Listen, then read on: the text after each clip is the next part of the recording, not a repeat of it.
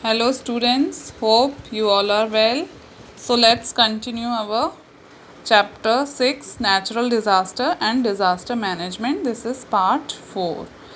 पिछले पार्ट में मैंने आपको मैन मेड डिज़ास्टर के बारे में बताया था। अब मैं मैन मेड डिज़ास्टर से होने वाले इफ़ेक्ट्स के बारे में बताऊंगी। तो मैन मेड डिज़ास्टर से क्या इफ़ेक्ट्स होते हैं? The atomic, biological and chemical disaster में cause harm to the external और internal part of the body. These disaster may affect the heart and brain and make the body disable permanently.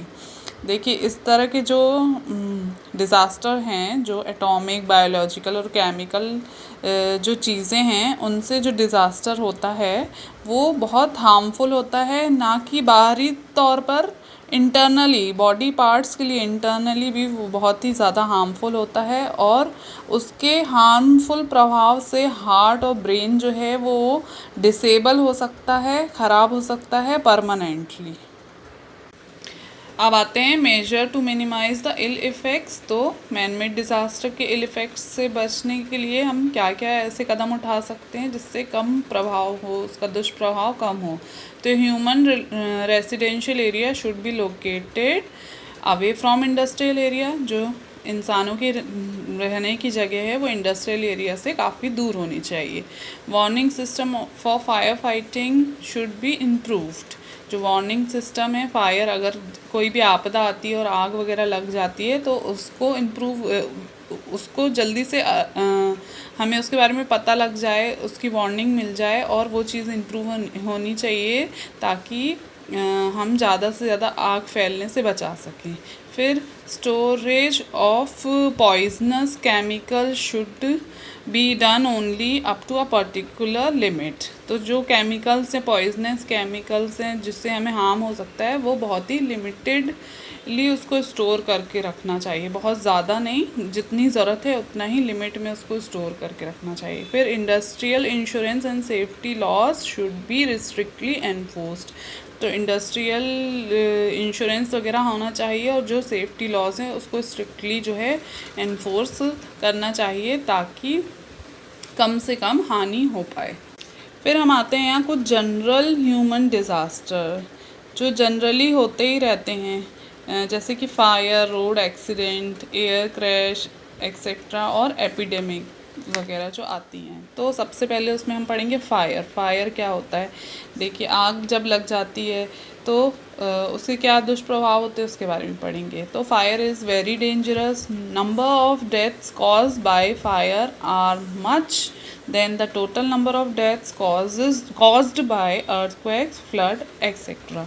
तो बहुत ज़्यादा जो है जाने किससे, आग लगने के कारण बहुत सी जानें जाती हैं और एज़ कम्पेयर टू अर्थक्वेक्स या फ्लड आने से भी ज़्यादा, मोस्टली क्योंकि ये होते ही रहते हैं. अर्थक्वेक और फ्लड तो कभी कभी आते हैं, बट ये फायर वगैरह जो है वो नॉर्मली कहीं पे भी लग जाती है. तो उसके प्रिवेंशन क्या है? Prevention of domestic fire.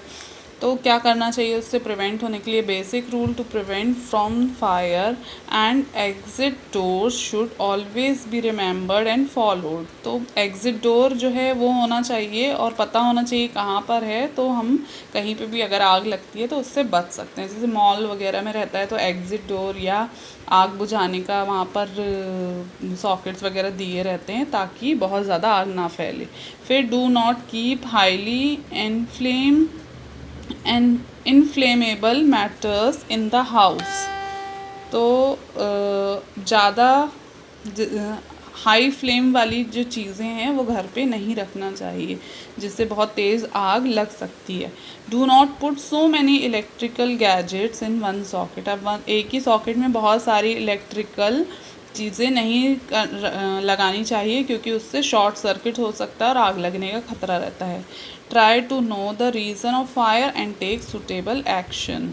तो आपको अगर रीज़न पता लग जाता है कि फ़ायर लग गई है या उसका रीज़न मालूम होना चाहिए और सुटेबल एक्शन, क्योंकि अगर बिजली के कारण लगी है तो आप उसमें पानी नहीं डाल सकते हैं, है ना, क्योंकि उससे पूरे में इलेक्ट्रिसिटी फैल जाएगी. तो उसका रीज़न, आग लगने का रीज़न पता होना चाहिए और फिर हमको सोच समझ के सुटेबल एक्शन लेना चाहिए. फिर आते हैं हम रोड एक्सीडेंट पे। तो road accident are for facilitating easy transportation and services. तो रोड ट्रांसपोर्ट बहुत मदद करता है ताकि हम ईज़िली एक जगह से दूसरी जगह जा सकें, ठीक है। और क्यों होता है रोड एक्सीडेंट? क्योंकि बहुत सारे व्हीकल्स चल रहे हैं, उनका टकरा जाना या बहुत से रीज़न होते हैं। अब देखिए, following are the reason of road accident. Violation of traffic rules को अगर आप नहीं मानेंगे, रैश ड्राइविंग करने से, ड्राइविंग इन ड्रंकिंग स्टेट, अगर कुछ ड्रंक वंक करके आप गाड़ी चलाएंगे तो एक्सीडेंट हो सकता है। Improper maintenance of road so also vehicles, अगर अच्छे से मेंटेन नहीं है रोड, गड्ढे वगैरह हैं तो कभी नहीं पता लगता है तो भी एक्सीडेंट हो जाते हैं, या गाड़ी में ही कुछ डिफेक्ट रहता तो कई बार उसके कारण भी एक्सीडेंट हो जाते हैं। फिर safety measure to be adopted, क्या क्या सेफ्टी हमें अपनानी चाहिए? Start driving only when you are competent to drive, आप योग्य हैं। जब तक आप योग्य नहीं हैं, आपको आती नहीं है अच्छे से ड्राइविंग, तब तक आपको ड्राइविंग नहीं करना चाहिए, किसी भी गाड़ी को हाथ नहीं लगाना चाहिए जब तक आप उसको सीख ना लें अच्छे से। फिर know the road signal and follow them, जो रोड सिग्नल होता है, ट्रैफिक सिग्नल, उनके रूल्स को हमेशा फॉलो करना चाहिए। अगर उसको फॉलो नहीं करेंगे तो भी एक्सीडेंट हो जाएंगे। During rain drive very carefully, क्योंकि बारिश होने के कारण पानी में फिसलने का डर रहता है गाड़ियों का, इसलिए बारिश के समय ये बहुत ध्यान से गाड़ी चलानी चाहिए।